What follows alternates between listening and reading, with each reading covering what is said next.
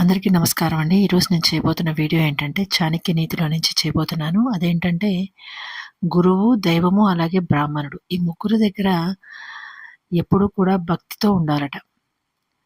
Late చేయకుండా వీడియోలోకి వెళ్ళిపోదామండి. నా వీడియోలు గనుక నచ్చినట్లయితే అందరూ లైక్, షేర్ అండ్ సబ్స్క్రైబ్ చేయగలరు. గురువు, దైవం అలాగే బ్రాహ్మణుడు. ఈ ముగ్గురు దగ్గర ఎందుకు భక్తితో ఉండాలి అంటే గనక, ఈ ముగ్గురు మనం ఎలా జీవించాలో నేర్పుతారు. జీవితంలో ఎలా ముందుకు వెళ్ళాలో నేర్పుతారు. ఈ ముగ్గురికి మన జీవితానికి ఏంటి సంబంధం అంటే, గురువు మనము ఎలా జీవించాలో నేర్పుతాడు. ఇకపోతే భగవంతుడు, ఆయన మనం చేసే కర్మలకి సరి అయిన మనం ఏ కర్మలైతే చేస్తామో వాటికి తగిన ఫలితాన్ని ఇస్తాడు. అలాగే బ్రాహ్మణుడు, మనము సత్కర్మలు చేయడానికి మనకి సహాయపడుతుంటాడని చెప్పచ్చు. అంతే కదండి.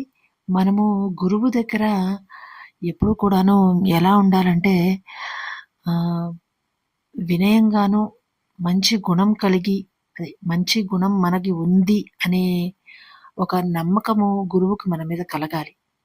ఇంకా మనము మంచి దారిలో వెళతాము అనే ఒక నమ్మకం గురువుకి కలగాలి. ఆ విధంగానే మనం గురువు దగ్గర నడుచుకోవాలి. నటించకూడదు, నడుచుకోవాలి. అందుకే నడుచుకోవాలనే పదం మాత్రం వాడాను నేను. ఇంకపోతే దేవుడి దగ్గర ఇప్పుడు మనం చూసినట్లయితే అందరూ ఈ మధ్య కాలంలో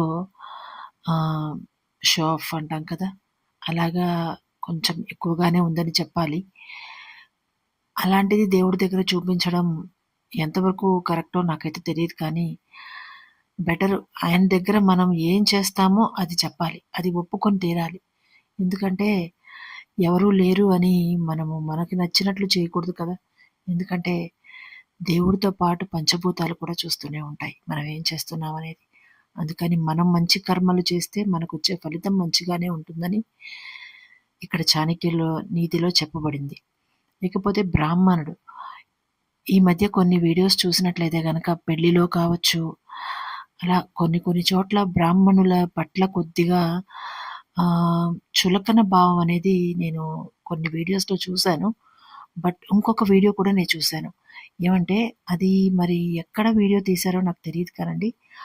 ఆయన వేదం నేర్పే పౌరోహిత్యం చేసేవారు.